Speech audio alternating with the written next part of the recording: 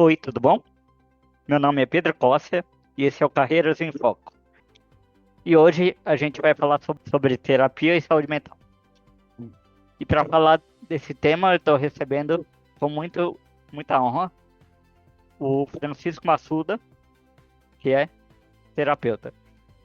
Francisco, seja muito bem-vindo. É um prazer ter você aqui. Boa tarde.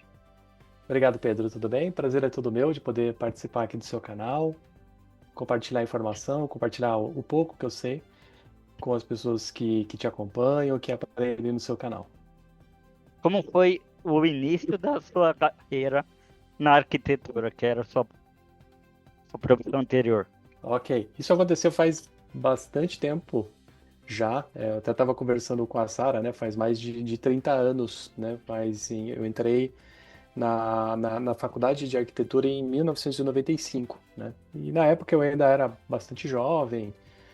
Tinha uma série de carreiras que eu achava que eu poderia fazer naquele momento, né? Até, curiosamente, psicologia já tinha passado na minha cabeça naquele momento, né? Como publicidade e propaganda, engenharia de computação, engenharia mecânica, tinha várias coisas que me interessavam naquele momento, né? Quando eu tinha 16, 17 anos e ainda estava pensando em qual seria a minha carreira, tinha um leque de coisas que me interessavam. Eu acabei escolhendo prestar a faculdade de arquitetura, acabei passando numa uma boa faculdade no interior de São Paulo, e aí eu acabei, enfim, fazendo toda a formação de arquitetura e trabalhando na época durante bastante tempo também. Eu me formei em 2000 e aí eu acabei trabalhando até 2018 como arquiteto em vários lugares diferentes, assim, trabalhei em escritórios de arquitetura com obra, trabalhei com projeto, trabalhei até na prefeitura, trabalhei com órgãos públicos na área de planejamento. Então foi bastante tempo que eu passei desse período.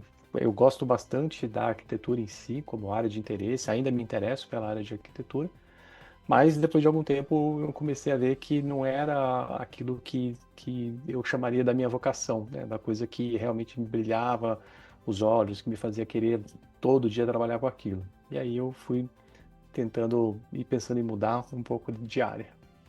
E em que momento você percebeu que precisava mudar de área, que queria mudar de área? Eu não consigo te pontuar, Pedro, assim, um momento muito específico, né? Alguma coisa que tenha sido assim, foi um momento marcante que daquele momento em seguida eu decidi mudar de carreira, assim, né? Então, não é como se um belo dia eu tivesse acordado e falado, cansei, não quero mais. Eu acho que foram várias coisas que foram acontecendo durante o meu trabalho como arquiteto que foram, de certa forma, me desencantando um pouco com o trabalho de arquitetura, né? Porque eu gostava e continuo gostando de arquitetura, mas eu percebi que eu gostava de partes muito específicas da parte de arquitetura. E eram partes que muitas vezes não eram muito bem valorizadas ou que eram muito difíceis de você ter um bom retorno financeiro dentro daquela prática, então foram, de certa forma, me frustrando muito, né? E em algum momento eu percebi que eu também não gostaria, por exemplo, de pessoalmente ter o meu próprio escritório de arquitetura. Eu sempre acabei trabalhando em equipes ou trabalhando para outras pessoas, para outros escritórios, né?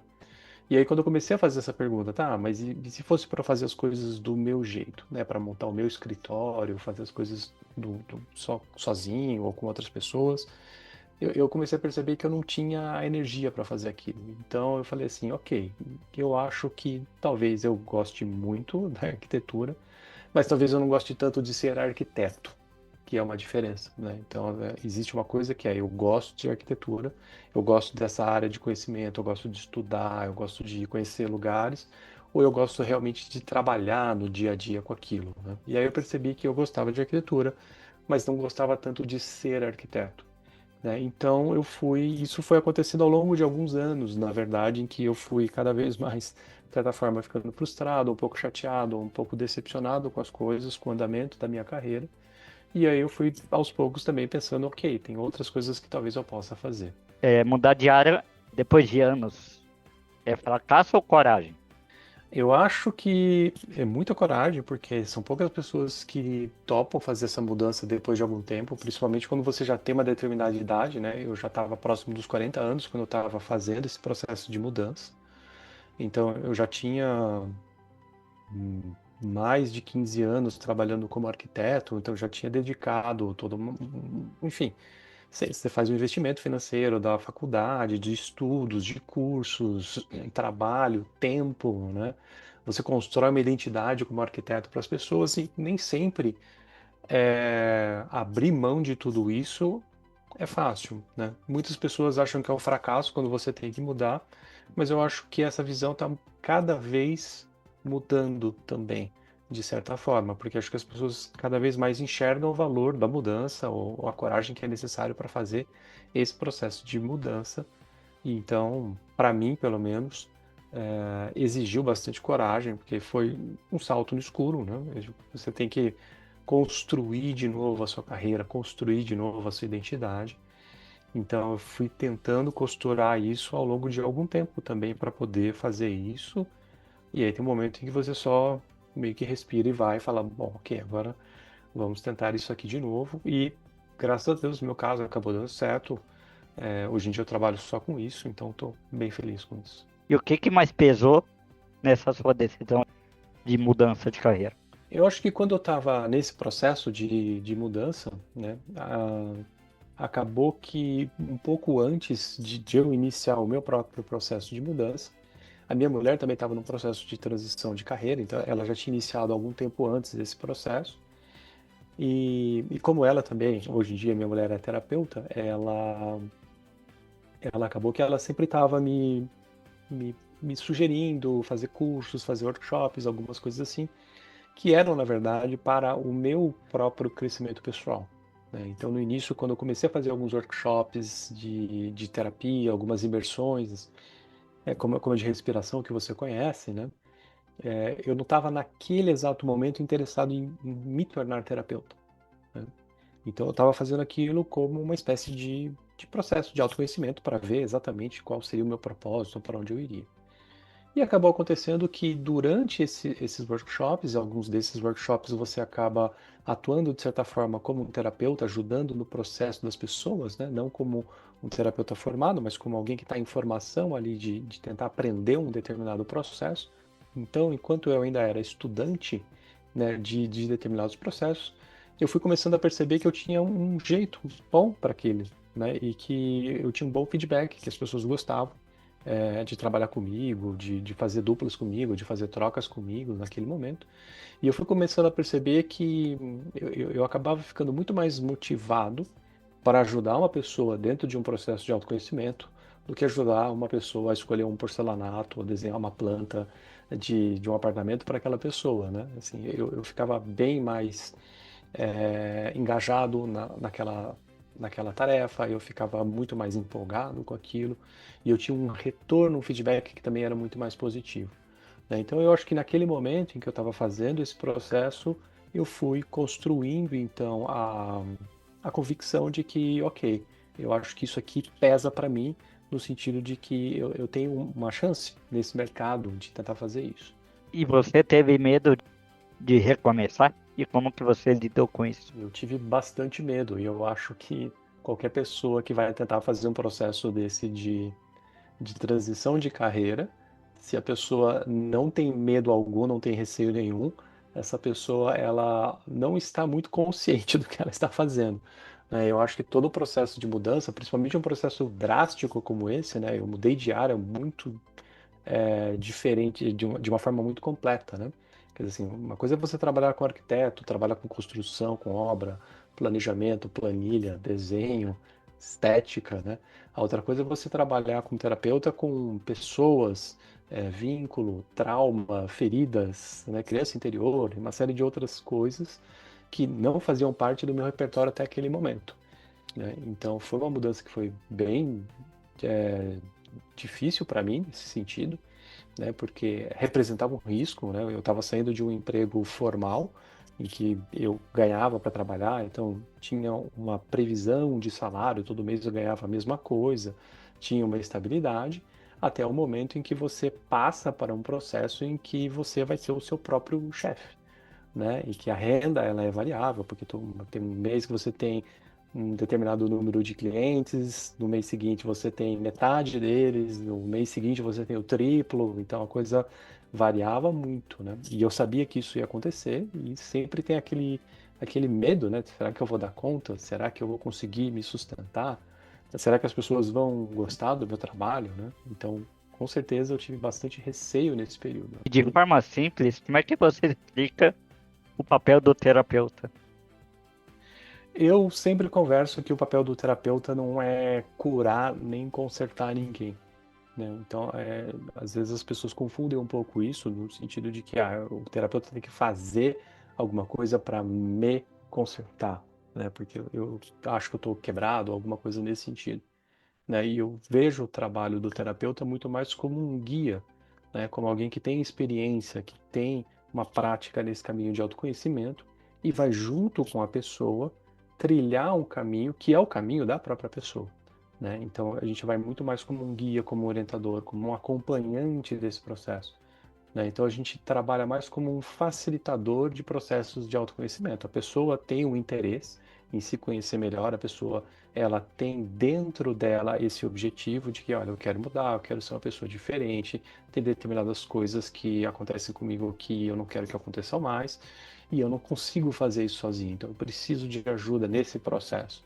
né? Então entra o terapeuta como um facilitador de tentar entender com mais informação, com mais conhecimento, com mais experiência, né? E às vezes até com mais empatia, né? Muitas pessoas às vezes têm um problema de autoimagem, não são tão empáticas consigo mesmo, e às vezes o trabalho do cliente é acolher a dor da pessoa para que a pessoa possa, enfim, começar a ter autoconhecimento e ter consciência e ter equilíbrio para a pessoa poder trilhar sozinha o seu próprio caminho. E o que que realmente acontece numa sessão de terapia? O que acontece numa sessão de terapia? Bom, isso varia bastante, né? Isso varia muito conforme o tipo da pessoa, depende do tipo de terapia que você está trabalhando naquele momento, né? Mas principalmente eu gosto sempre de usar essa imagem.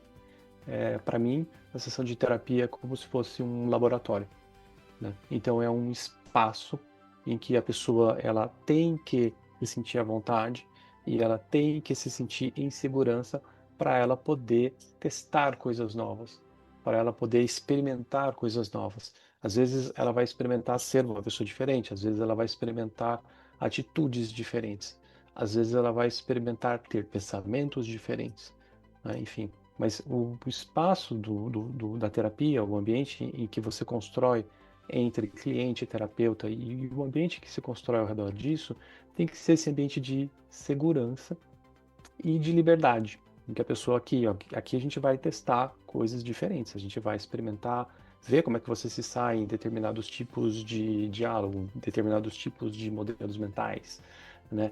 Em determinados tipos de práticas corporais, como a respiração, por exemplo, que vai ativar determinadas emoções ou memórias na pessoa. Então a gente vai testando coisas diferentes. Como seria fazer isso dessa forma? Como seria pensar desse jeito? Como seria respirar desse jeito? Como seria fazer essas coisas de uma forma que você pudesse se permitir mudar?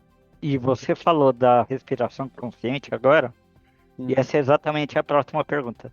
O que que é a respiração consciente? A respiração consciente, ok. A respiração consciente é um dos processos que eu trabalho, né, em que você vai trabalhando com o cliente dentro de uma sessão que ela é presencial, em que a gente vai orientando aquela pessoa numa prática de respiração que tem o intuito de desbloquear tanto o aparelho respiratório da pessoa, quanto uma série de memórias, lembranças, traumas que muitas vezes ficam entre aspas armazenados no nosso corpo, né? E que a prática de uma respiração consciente tem a capacidade de trazer um pouco isso à tona e de certa forma ajudar a pessoa a desbloquear determinados tipos de bloqueios, né? Que ou às vezes memórias que estão travadas e que de certa forma acabam atrapalhando ou impedindo a pessoa de partir por um novo caminho dentro da vida dela, né? Então é uma prática que eu gosto bastante, né? E que ela é bastante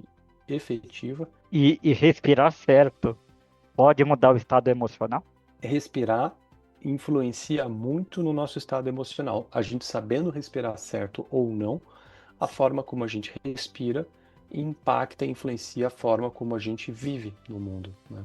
Isso, como disse, por exemplo, a Fanny Van Laer, ela gosta muito dessa frase, que é: a gente vive como respira e a gente respira como a gente vive, né? Então, quando a gente parte de uma prática de respiração consciente, a gente passa a ter uma respiração que ela tem mais intenção, que ela tem muito mais consciência, e aí a gente passa também, a partir desse ponto, a ter também uma consciência expandida que nos ajuda a escolher caminhos diferentes, que muitas vezes antes eles estavam inconscientes ou eles estavam não possibilitando que a gente tivesse acesso a esses novos caminhos. Por que que a respiração impacta tanto a ansiedade e o estresse? E a gente entra num caminho que ele é bem técnico, que para mim é muito interessante. Por que que a respiração ela tem tanta influência no nosso estado é, psicoemocional, né?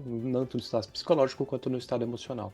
Isso acontece porque a parte do nosso sistema respiratório está conectada com o nosso sistema nervoso autônomo, né? Que é o nosso sistema nervoso autônomo. O nosso sistema nervoso autônomo é a parte do nosso sistema nervoso que cuida de funções que a gente não precisa comandar de forma voluntária, né? Quer dizer assim, eu não preciso ficar aqui pedindo para o meu coração bater, né? Eu não preciso aqui ficar pensando no meu coração para que ele possa bater o tempo inteiro.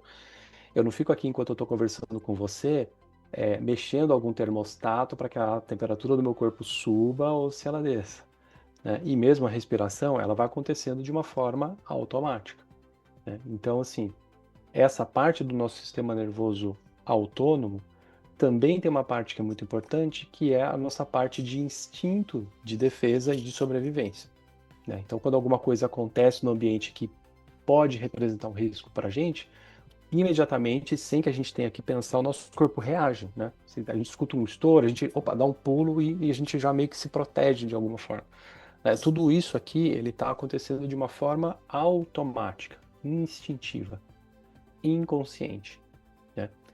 E o que acontece é que esse sistema nervoso autônomo, ele é extremamente impactado quando a gente passa por algum trauma, né? Então, quando a gente passa por qualquer tipo de trauma, esse sistema ele fica, de certa forma, um pouco desregulado, né? E aí muitas outras coisas além da respiração, elas passam a funcionar de uma forma um pouco diferente, né? Então, por que que a respiração tem tanta importância? Porque a respiração ela faz parte desse sistema e, ao mesmo tempo, é uma das partes do nosso organismo que a gente consegue controlar de força voluntária, né? Então, por mais que ela tenha uma parte que funciona sozinha, por exemplo, quando a gente está dormindo, a gente continua respirando, né? Eu consigo, se eu quiser, respirar mais rápido, respirar mais devagar. Eu consigo parar de respirar até se eu quiser, né? Então, quando a gente faz uma prática de respiração consciente, justamente o que a gente tenta fazer é isso. Eu tento, através de um processo de respiração, a gente vai tentando modular de novo a nossa respiração, respirando de uma outra forma, respirando com mais energia, com mais oxigênio, tentando mudar o processo de metabolismo que acontece no nosso corpo. E curiosamente, vários estudiosos em relação a isso descobriram que quando a gente respira numa determinada frequência, aquilo acaba favorecendo com que a gente acesse e a gente tenha a possibilidade de, nesse acesso, desbloquear determinadas memórias, determinados traumas, determinados comportamentos. E em que situações ela costuma ajudar mais a respiração? A respiração, ela é essencial para o nosso funcionamento, então ela está sempre presente, né? Mas eu acho que terapeuticamente ela é muito útil em alguns processos, por exemplo, em que a pessoa ela pode se beneficiar desse processo, principalmente quando, por exemplo, a pessoa ela já tentou outros tipos de terapia e sentiu que aqueles processos de terapia não funcionaram, não deram muito certo para ela, ou de que ela não caminhou o tanto que ela imaginou que ela fosse caminhar nesses processos. Muitas vezes até as terapias convencionais elas vão por processos verbais, né? A gente vai conversando, a gente vai tentando racionalizar, a gente vai tentando simbolizar determinadas coisas que acontecem na nossa vida ou que aconteceram no passado, né? E isso é muito efetivo e tem muitas técnicas que são maravilhosas, mas tem pessoas que acabam não se encaixando muito bem nesse tipo de dinâmica. E aí, para essas pessoas, algumas técnicas que são mais corporais, que trabalham mais com o corpo, que trabalham diretamente com questões psicossomáticas, as pessoas tendem a se beneficiar muito desse processo, né? Então, eu acho que essas são pessoas que se beneficiariam bastante, pessoas que já tentaram alguns processos e não conseguiram colocar. Eu digo que a respiração é para todo mundo, porque afinal de contas, todos nós respiramos. Então, assim, de uma forma genérica, eu acho que todo mundo se beneficia desse processo. É um processo interessantíssimo que vale a pena ser conhecido e ser experimentado, né? Ao mesmo tempo, tem essas pessoas que eu acho que não conseguiram, que já tentaram outras técnicas e que sente que poderia ter algo mais. A respiração é muito interessante. E a próxima pergunta é tão óbvia que eu não vou nem fazer. Se você utiliza respiração nos seus atendimentos. Eu realizo, Pedro, sim, é uma das técnicas que eu uso bastante nos meus atendimentos, é a prática de respiração consciente. E a respiração pode ser uma ferramenta terapêutica? Sim, como eu estava conversando, sim, a respiração ela pode ser uma técnica terapêutica desde que você siga determinados protocolos, né? Assim, não é que simplesmente respirar de uma determinada forma aquilo vai fazer você entrar, por exemplo, dentro de um processo, né? Isso é um processo que ele tem que ser guiado, ele tem que ser orientado, porque existem técnicas diferentes de você causar processos psicoemocionais através da respiração. Tem muitas técnicas diferentes, tem muitas formas de você atingir isso. Então é importante que você esteja sempre orientado e guiado por um profissional, porque muitas vezes você pode, por exemplo, entrar dentro de um estado que não é agradável e pode ter dificuldade de sair desse processo quando você tenta fazer isso sozinho, ou não conseguir ter nenhum tipo de efeito porque você também, sem acompanhamento, não está respirando de uma forma adequada, né? Então, assim, é importante que você faça o processo de respiração, mas que você faça isso de forma acompanhada, para você poder entender melhor o processo e poder ser orientado em relação a isso. E qualquer pessoa pode praticar no dia a dia? Em geral, são técnicas que você, como eu disse, tem técnicas diferentes de respiração com o objetivo terapêutico, né? Existem práticas de respiração que têm o intuito de você conseguir, por exemplo, um equilíbrio emocional ou de você conseguir reduzir a ansiedade, que sim, a pessoa pode aprender e ela pode fazer sozinha, né? Tem vários vídeos no YouTube que vão ensinar técnicas diferentes de como é que você pode aliviar a tensão, como é que você pode descarregar o estresse através de técnicas de respiração. A yoga, por exemplo, tem práticas de respiração que são bastante comuns e que as pessoas podem ter acesso assim, e que não representam nenhum risco da pessoa experimentar fazer sozinha, né?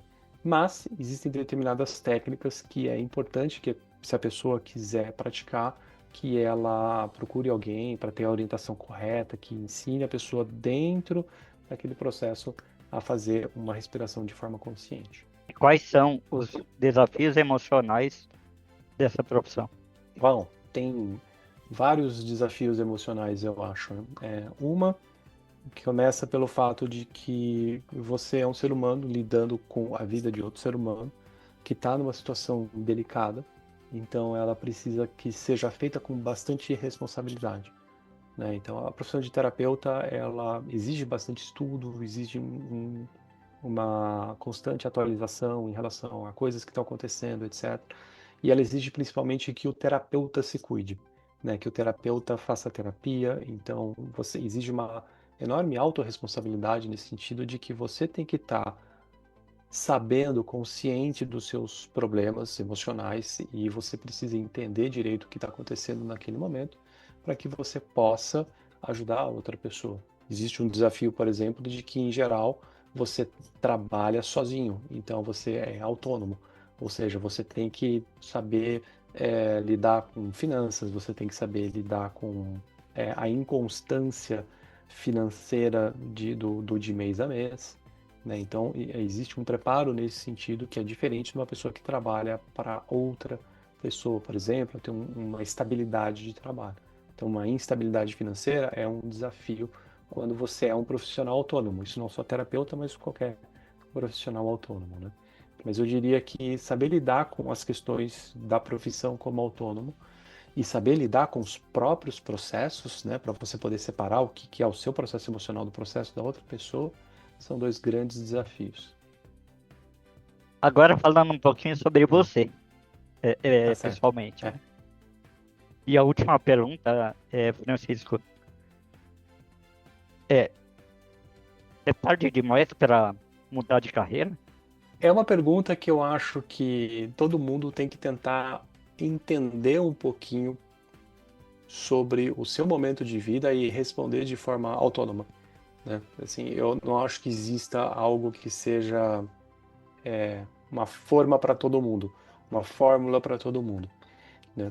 De forma pragmática, eu acho que sempre eu trabalho com mudança, eu trabalho sempre com mudança pessoal, né? Então eu sempre acredito que, eu digo para todos os meus clientes assim, é possível mudar, sempre é possível mudar. Então eu acredito que nunca é tarde para se mudar nesse sentido. Agora, não necessariamente a pessoa vai ter que mudar, ou ela tem que entender o que vai acontecer nesse sentido, né? É muito comum, muitas vezes, quando a pessoa está, por exemplo, dentro de um estresse no ambiente de trabalho, que o primeiro reflexo da pessoa seja, eu vou jogar tudo por o ar e vou fazer qualquer outra coisa, né? Eu vou começar a fazer artesanato, vou virar terapeuta, vou me mudar para o interior, né? Assim, sempre tem alguma solução que parece que é muito extrema em relação ao que está acontecendo. E muitas vezes o que eu converso com as pessoas é, ok, você pode mudar, mas você deve mudar agora, você deve mudar um pouco depois. Qual é o sentido dessa mudança? É uma mudança de 180 graus em relação ao que você está fazendo em uma coisa drástica, né? Ou se de repente você mantém a sua área e você só muda de posição, ou muda de lugar, ou enfim. O que a pessoa precisa responder de uma forma muito honesta é assim, qual é o grau de mudança que eu necessito na minha vida? Né? Porque não tem uma fórmula mágica para isso, assim, você mudar de repente de profissão, como eu fiz, por exemplo, sair de arquiteto e virar terapeuta, não é garantia de sucesso, não é garantia de que você vai ser feliz do outro lado. Então, você precisa responder de uma forma muito honesta em relação a, ok, o que realmente eu preciso mudar na minha vida.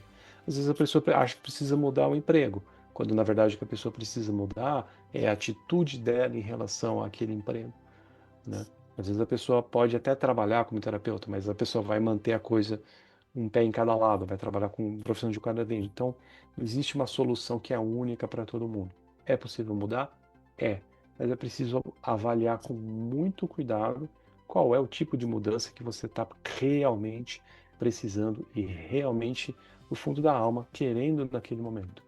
E nesse ponto a terapia pode ajudar, né? Ela pode ajudar a pessoa a entender melhor o quem ela é, quais são os problemas dela, quais são as feridas dela, né? Quais são os potenciais dela e também entender um pouquinho melhor qual é esse novo caminho. Francisco, quero te agradecer demais a sua participação. Seja muito bem-vindo ao Carreiras em Foco. E para você que assistiu a gente até aqui, se você gostou da entrevista e tiver alguma pergunta que você queira encaminhar para o nosso convidado, deixa aqui nos comentários que eu é, faço essa intermediação entre você e o nosso convidado, tá bom? Francisco, valeu mais uma vez. Obrigado, Pedro. É, Obrigado pela oportunidade de poder conversar aqui com você também. e você quer divulgar alguma rede social sua de trabalho ou não? O meu nome ele é Francisco Massuda, então se você digitar meu nome no Google já vai ter o meu site, as minhas redes sociais. Então você pode procurar, por exemplo, no meu Instagram, que é @Francisco Massuda, Massuda Masuda, e você vai encontrar o meu trabalho, textos meus, outros artigos, vídeos, que aí você pode aprender um pouquinho mais também sobre traumas, autoconhecimento, processos de cura. É isso aí, Francisco. Valeu. E é isso aí, gente.